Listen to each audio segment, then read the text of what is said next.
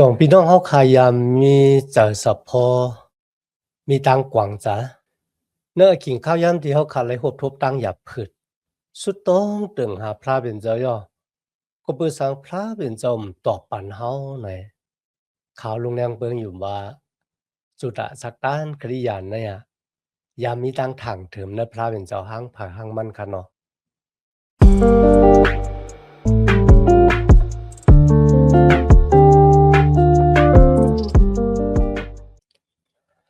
มาสงขลาพี่น้องผู้ถ่อมยินเสียงใต้ตีนนับยำกูเจ้ากูปายามหลีกตั้งสายลมอีกปาดางขาวลุงแรงเปิงไหลมาหบทุกหบยากันกว่าแทงวันหนึ่งค่ะย้อนหาตั้งหักเมตตาตั้งนิมจาตั้งจมซื้อมนเปียวตีลูกตีเถาละพระเป็นเจ้าเฮาขามาแต่อยู่ในหูใจเฮาคากว่าหังเผอหังมันสิกรรมค่ะในวันมื้อนี้เฮาก็ได้สืบเห็น ยามสาลามคานชาวสองค่ะยามสาลามคานชาวสอง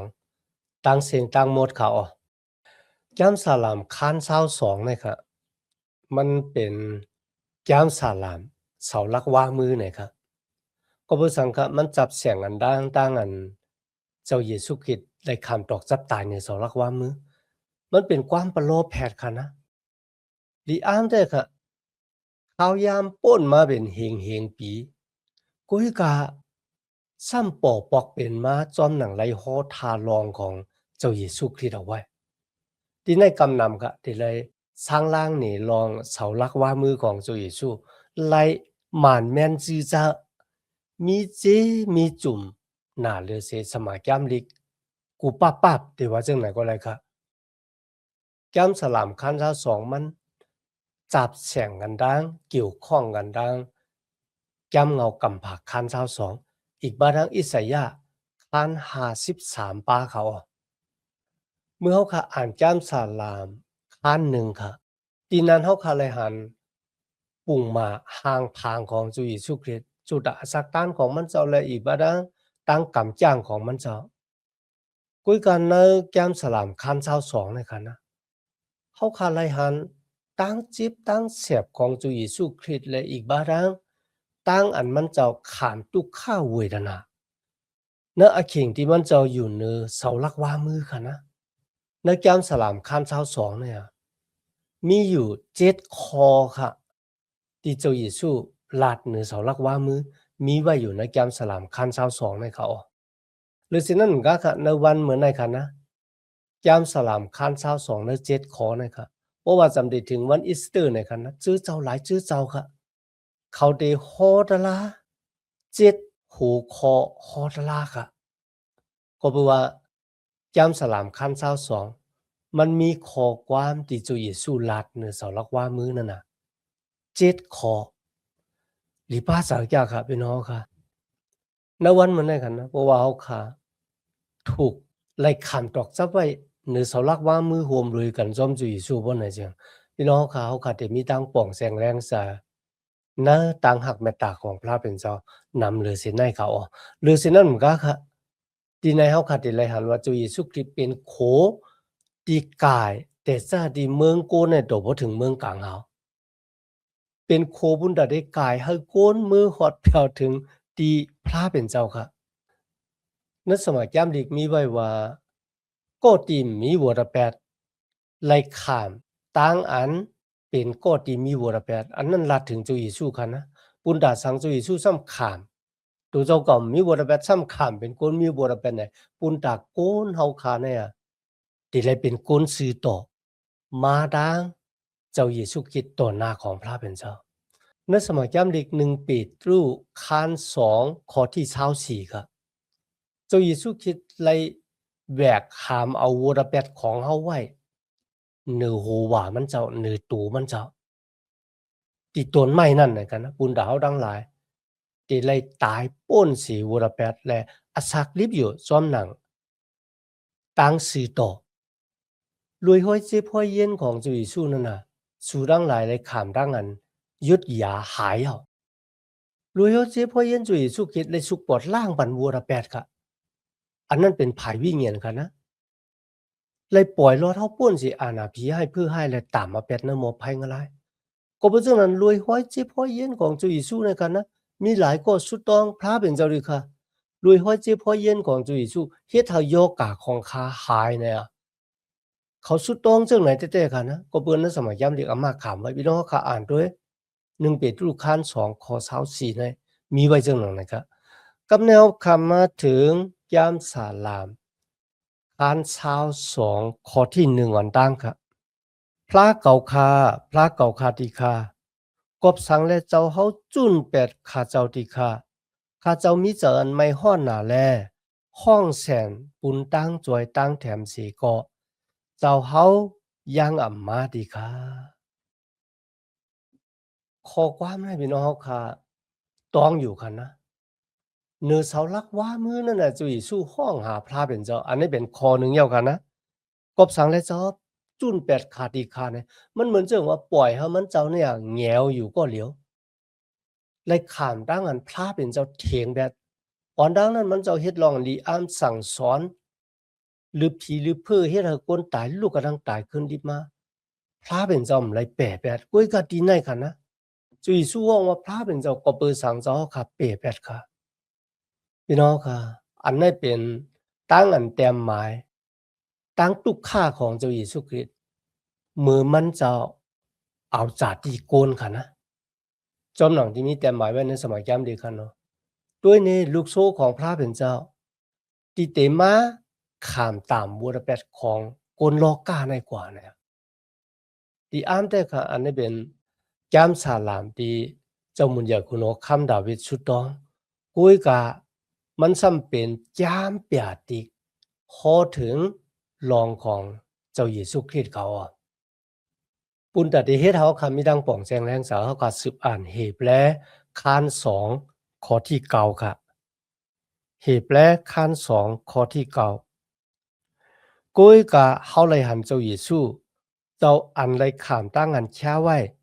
แต้มเสตะมันกลางเฮาตั้งหลายแก็บหนึ่งปุนลองหนังหือมันเจ้าตักเลยขามตายปุนโกนกูก็กูโกน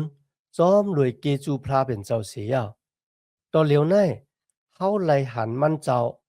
อันตื้อสลับผูอันมีหมุนเสลไว้ก็ปือเวทนาตั้งตายอันมันเจ้าไหลขามนั่นอ๋อนั่นเป็นปุ่งห่างที่เยื่องถึงเจ้าเยซูคริสต์กับแนวคาสืบด้วยในข้อที่14ค่ะเหตุและคาน2เหมือนกันค่ะปืออันว่าลูกอ่อนเจ้อนั่นเป็นจากที่เนื้อเลือดแลเจ้าเยซูนั่นขามเกิดเล่งมาเนื้อจากที่เนื้อเลือดหนังเก่าปุนลองหนังหือตักเอาตั้งตายมันเจ้านั่นย่าแปดขุนมรณะอันมีตันโคกันเหนือตั้งตายก็ที่มาย่าแปดขุนมรณะนั่นนะมันเป็นเจ้าเยซูคริสต์ในเขาหรือสินั่นก็ไล่จอยโกนดังหลายเฮาป่นเสตั้งอันเป็นขี้ค้า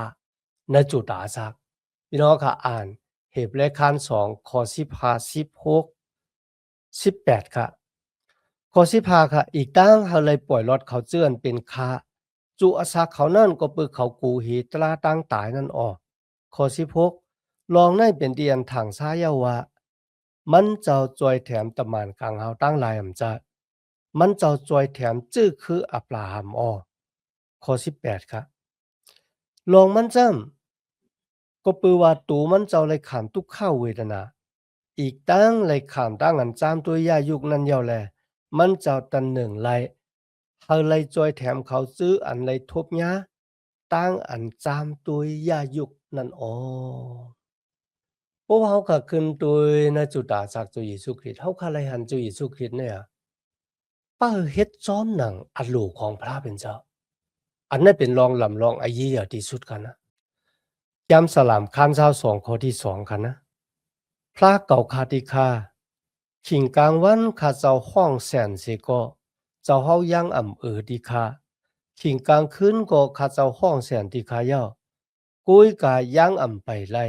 ตั้งอันลือนิมๆลีๆติคาและข้อที่3ค่ะเจ้าเฮาจึงไหลนางปลางอยู่เป็นเจ้าอันมดจังติคาแล โกนเมียวอิเซละไลยองโยเจ้าเฮาติคาโอก็บ่ซังเจ้าเยซูไลขามดังอันแปะแปดเถียงแบดพี่น้องค่ะมือเฮาตัวยเจ้าเยซูอยู่เหนือเสาหลักว่ามือดังเสียงใน6นาย9นายโดบ่ถึงกลางวันเต็ง3นายกันนะแล้วก็1นายโดบ่ถึง3นาที3นาทีตั้งหลังในคันนะเหนือเสาหลักว่ามือนั่นน่ะอันนี้มันเป็น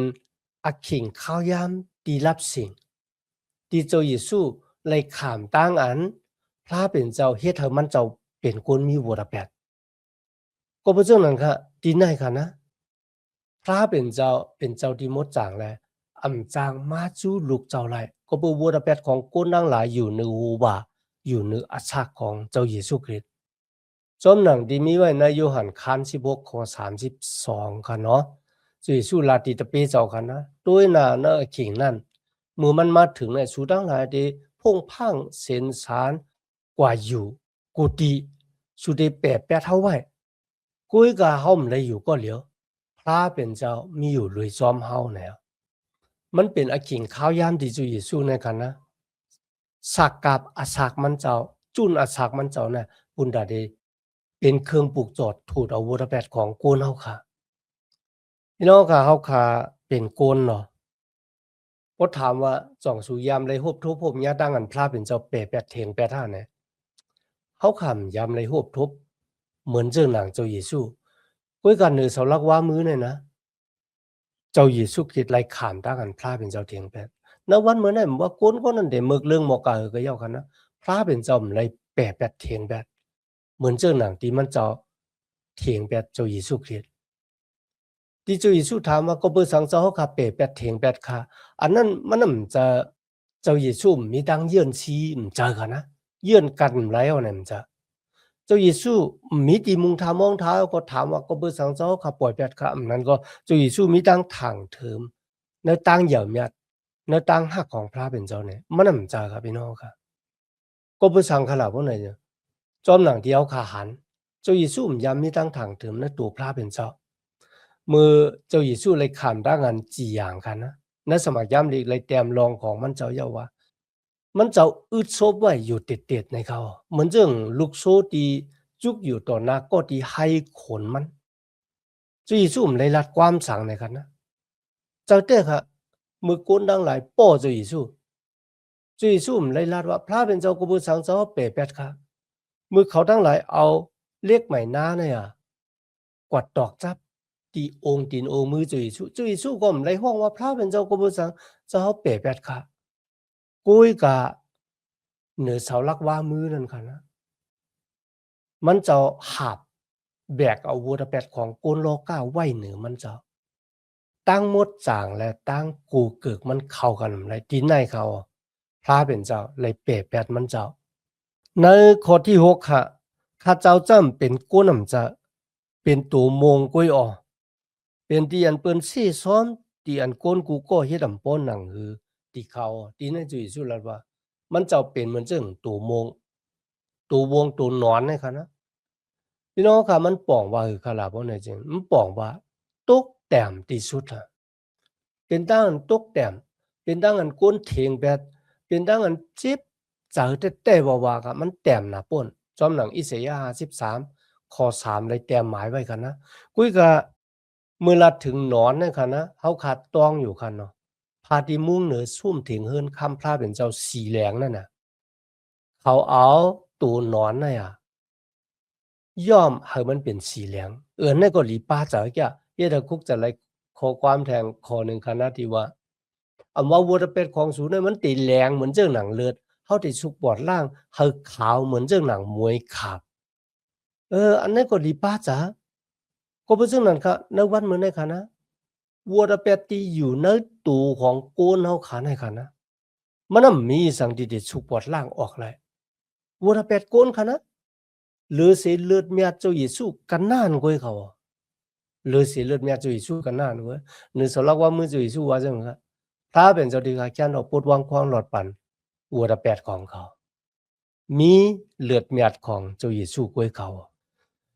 ในข้อที่7ข้อที่8ครับ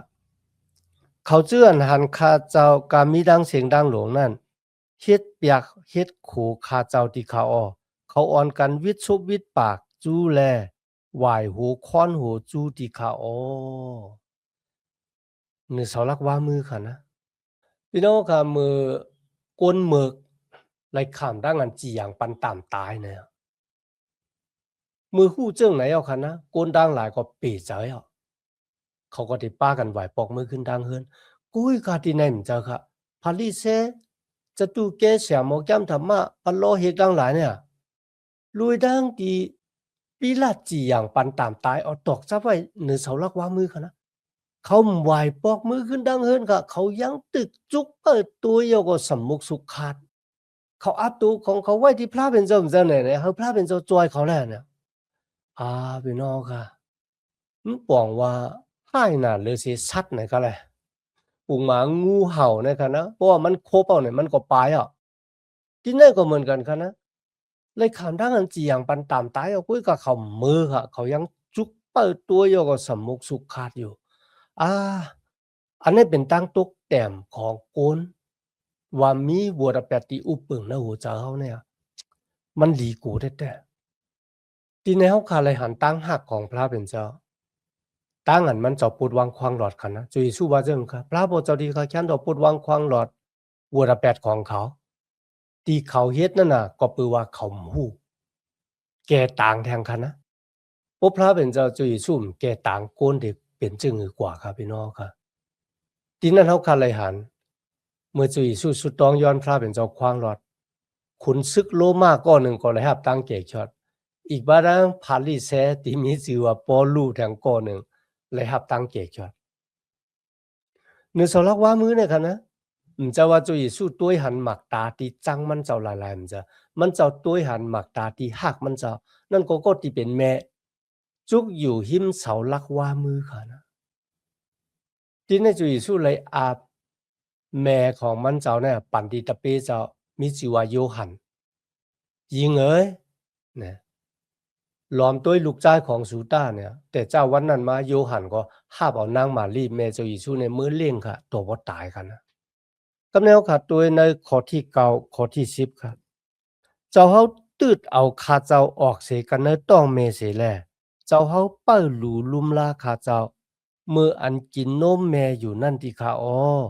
ข้าเจ้าอิงปึงกูเจ้าเฮาจิเมื่ออันเกิดออกมานั่นแลเจ้าเฮาซ้ำเป็นพระเป็นเจ้าเก่าข้ามาเสเสติขายาวด้วยค่ะพี่น้องค่ะความประโลภแผดเนี่ย เพราะไว้เป็นเฮงๆปีมาอ่องหมางในตูของเจ้าเยซูคริสต์ตั้งเยซูพระเป็นเจ้ามีปอกหนึ่งก็มือกว่าที่ปางแขกที่เวียงกาหน้าคันเนาะนำเรามักจะปิดเสียงนางมารีย้อนหาเจ้าเยซูเฮ็ดปุณตากคนดังหลายเดฮู้จักมันเจ้าเจ้าเยซูละล้อมไปถึงอคิงเฮานางยีเงยเนี่ยกุยกันเนือเสาลักว่ามือเนี่ยมันเป็นอคิงของพระเป็นเจ้า ในข้อที่12ครับสลามคาน22นะครับนะยานสู่น้ำหน้าอันเหมือนเจ้งหนังวูดังหลายล้อมหอบขาเจ้าไว้ออเขานั่นเป็นเจ้งหนังวูหลงเมืองป่าสารนั่นแหละล้อมเรียบหอบขาเจ้าอยู่ที่เขาอ้อในเยิงถึงลูกซึกครับติตี้ยอบเจ้าเยซูอย่าเอาตอกจับเหนือเสาลักว่ามือนั่นน่ะเจ้าเยซูว่าโกนเจ้าเนี่ยเหมือนเจ้งวัวที่แข็งแรงวัวของเมืองป่าสานนะครับสลามคันเจ้า2ข้อ13ครับเขาอาซบอาปากจู้ขาเจ้าอยู่เหมือนเจ้าหนังสางซีแลหุ้งแสนอยู่เฮาเลยคบขาดขาเจ้าแปดที่เขาออเมื่อละถึงสางซีในซ้ำเป็นซึกโรมาค่ะนะเป็นขุนซึกเป็นเจ้าคือของเมืองโรมาครับในข้อที่14ครับเอ็นแห้งขาเจ้าโอนกว่าจอบกว่าเหมือนเจ้าหนังอันนำหดชายนั่นออ ลูปกับลูปต่อข้าเจ้าก็กามีดังเสียงดังหลงสอนตกติขาออหูใจข้าเจ้าเป็นเหมือนเจ้าหนังขี้พึงอันเจิมเป็นน้ำกว่านั้นติขาอออาในก็เป็นดังอันซับแรงสร้างลาง เมื่อเจ้าเยซูอยู่ในเสาลักว่ามือนั่นว่า มันตุกค่าขานจะภาพเวทนาปุนตากวนเฮาหมอกาหือนั่นค่ะนะข้อความที่ว่าข้าเจ้าเหี่ยวกว่าจอบกว่าเหมือนเจ้าหนังนำหดซ้ายพี่น้องค่ะนำหดซ้ายเนี่ยเป็นหือก็ในสำหรับถึงตั้งจุยสู้อยู่ในเสาลักว่ามือค่ะนะตั้งไม้ฮ้อนแล้วขิงกลางวันพี่น้องค่ะนำเหือตีไหลลงมาเนี่ยมันติดนำหมอกาหือก้นที่ตึกหาตีตายก็ตากแดดอยู่นะเนี่ยนำหือมันติดไหลหมอกาหือรูปของข้าตั้งเสียงก็หย่อนยานกว่านั่นค่ะนะในก็มันเยืองถึงตั้งอันใดขามตกจับเนือเสาลักว่ามือที่องค์ตีนองค์มือก็เลือดออกค่ะเนาะพี่น้องค่ะเจนจัดด้วยเขาที่ไหนค่ะนะรูปของมันเจ้าก็มันก็งากออกห่างออกที่กันก็บ่ว่าเลยตกซุ่มเลือดนำน่ะใจของข้าเหมือนขี้ผึ้งเจิมอยู่ใจแต่เขาพี่น้องค่ะวันนั้นน่ะเขาถามว่าเจ้าเยซูไปตายเขาเอาหอกแน่กว่าแต่งที่ขี้คางเจ้าเยซูมีน้ำดังเลือดไหลออกมามันบอกว่าปนน้ำเลยเลือดมันผีกันนี่ก็มันบอกว่าตายแท้ๆกันนะหรือฉะนั้นเหมือนกันค่ะเขาว่าอันนั้นน่ะตั้งตายเจ้าเยซูเป็นตั้งอันเจอเลขคอโขมแท้ๆเนี่ยค่ะนะกุ้ยกะอ่อนตั้งที่เจ้าเยซูได้ตายเนี่ยเจ้าเยซูรัดว่าเขาต้องไม่น้ำของเจ้าค่ะเนอะยามสลามคันชาว2ข้อ15ค่ะยามสลามคันชาว2ข้อ15กงข้อคาเจ้าแหงหองกว่าเหมือนเจ้าหนังมูลลิ้นแลลิ้นคาเจ้าจับเผือกกว่าที่เขาอ้อ เจ้าเฮาป่วยแปดเฮาฆ่าเจ้าตายกันเนิ่นหมุนดินที่เขาอ๋อที่นั่นน่ะมีคนเอาน้ำหมักจะปิดในค่ะนะยืนปันก็บอกว่าคอแห้งนั่นค่ะนั่นเนาะจำสลามคันเจ้า2ข้อ16ค่ะอันในปีศาจหลีแท้ๆบ่ว่าค่ะนะกลให้กลหมึกต่างหลายล้อมหอบข้าเจ้าอยู่เหมือนเรื่องหนังพุงหมาล้อมอุ่มเลียบหอบข้าเจ้าเสียแลอ่อนกันจี้แต้งตีนมือข้าเจ้าป่องที่เขา อ่อนกันสีแดงตีนมือข้าเจ้าป่องที่เขาเนี่ยเขาเลยหันตั้งอันซึกโลมาเอาเล็กใหม่นะตอกสาที่องค์ตีนองค์มือของเจ้าเยซูคริสต์แก้มสลามคันเช้า2เนี่ยเปียดที่เขาทาลองตั้งอันเจ้าเยซูเดมาตายในเสาลักว่ามือมันเป็นแก้มสลามเสาลักว่ามือแท้ๆกันนะในข้อที่16ค่ะ กุนให้กุนหมึกตั้งหลายล้อมหอบข้าเจ้าอยู่เหมือนเจ้าหนังผูงหมาล้อมอุ่มเรียบหอบข้าเจ้าเสียแลเมื่อละถึงผูงหมาเนี่ยฮะก้นดิ่มจากก้นมิวจูเนี่ยเขาห้องว่าเป็นหมาในกันนะหมาเนี่ยก็เป็นพิงเงทุ้งจำของเขาค่ะเนาะเนื้อข้อที่17-18ฮะลูกข้าเจ้าการมีทั้งเสียงดังหลวงปอออกหันไลอยู่อ้อยานสู่ข้าเจ้าจื้อนั่นอ่อนกันยักเยงตัวยข้าเจ้าอยู่อ้อ เขาเอาโคนุงข้าเจ้าผีแม่งกันแลเอาเสื้อข้าเจ้าตกจากกอกฮาเลยแม่งกันที่เขาอ้ออันนี้ปีศาจหลีแต่ว่าค่ะวายเสเจ้าเยซูเลยขันตอกจับเหี่ยวค่ะลุกซึกรู้มาเนี่ยเอาเสื้อผ้าเจ้าเยซูเนี่ยมาเตี่ยวหมักเตี่ยวกันตกจากกอกคำสิกค่ะนะพี่น้องค่ะเพราะว่าเขาค่ะตัวยนกลับปันนั่นน่ะในตั้งอันเอาโกนตอกจับหรือเสาลักว่ามือเนี่ยเขาได้ปันใส่เสื้อโคอย่างไงเนาะ มีเสริมมีโกนครับมันเป็นตั้งอันลีโอกลีอายแต่ว่าเขาอะอันนั้นเป็นตั้งจุยสู่ขามต่างโกนโลกะคาและตั้งพี่น้องเขาที่ตึกถ่อมยินอยู่ในป่าในข้อที่19ถึง20ครับเขาว่าพระที่ข้าแค้นโดยอย่าไปอยู่ไกลข้าเจ้าเสียกรรมที่ข้ามาเกเสกยอดเอาข้าเจ้าขานขันพาเสียกรรมที่ข้าเกเสกยอดเอาข้าเจ้าเสียกติเพหลับเพแล้วเสียกรรม เกษเขียวเราข้าเจ้าเสกติหมาเจอนั่นเสกรรมดีค่ะเนื้อเสาลักว่ามือกะกดจะอีสู้กดเจอขอความในค่ะนะพระบอกจะดีค่ะข้าผักจะวิ่งเห็นข้าไว้ในองค์มือของเจ้าเฮาเนี่ยอันนี้เป็นข้อความที่จะอีสู้ลัดมืออยู่เนื้อเสาลักว่ามือเฮาในข้อที่21 22ครับเพราะว่าเฮาขาอ่านสาลามคาน22ข้อ22เนี่ยเฮาขาอ่านว่า当然主耶稣ตายในสลอกว่ามื้อนั้นน่ะมันบ่จะตั้งตกซุมก้อยคำมันเป็นตั้งเป้แหน่งค่ะนะ主耶稣รัดว่าอ่องเมียงเย้าในเย้ามันเจ้าก็ถอดใจมันเจ้าหรือสินั้นเหมือนกันในข้อที่22ค่ะข้าเจ้าตักหมอกลาดลองอันเจ้าเฮาเฮ็ดนั่นตีโกนข้าเจ้าตั้งหลายแลข้าเจ้าตักยองโยเจ้าเฮากะตีเนกลางปลิกสัตว์เลยว่าข้อ23สู่เจื้อนกูยำถาวรพระก็เว้ยอ่อนกันยองโยมันเจ้าตาจื้อคืออยากกุบตั้งสิงตั้งหลวงเขาเว้ยอ่อนกันยุกยองกุ่งเกจูเจ้าตาก้นมิวอิสราเอลเขาเว้ยอ่อนกันไว้ถาวรพระตาพี่น้องค่ะตั้งเฮ็ดที่จุยสู้เฮ็ดนั่นน่ะมันเป็นตั้งอ่อมหยังตั้งเป็นหยังหรือสินั่นเหมือนกันในวันเหมือนนั้นค่ะตั้งเฮ็ดที่จุยสู้เฮ็ดมันเป็นข่าวตลาดอังเกชอดมีคนออกก็ฮอลาดตลาดอังเกชอดว่าจุยสู้ตายในสลอกว่ามือทนถึง3วันมันจะลูกกระทั่งตายขึ้นดิบมาเนี่ยเขาคาเลยหันที่เนี่ยสลาเปตุเข้ากว่าฮอที่ปริมาณเซนเฮดรินเนี่ยค่ะว่าเสียจุยสู้ตายแล้วลูกกระทั่งตายขึ้นดิบมาสารขึ้นมือเมืองกังหาไว้เสีย40วันเลยค่ะสลาเปตุเข้ากว่าสลาเปตุลาตีปโลเฮกเสียหมอแก้มทำมาก้นผาลิเซเขาว่าจังเลยค่ะเนื้อต่างก็ต่างก้นเนี่ยมีตั้งเกี่ยชอดเอามาก้นก็ละตีพลายก็มีตั้งเกี่ยชอดหรือเสียเนื้อจุยสู้กันนั่นก็พระเป็นจอมปันมีเนี่ยเขา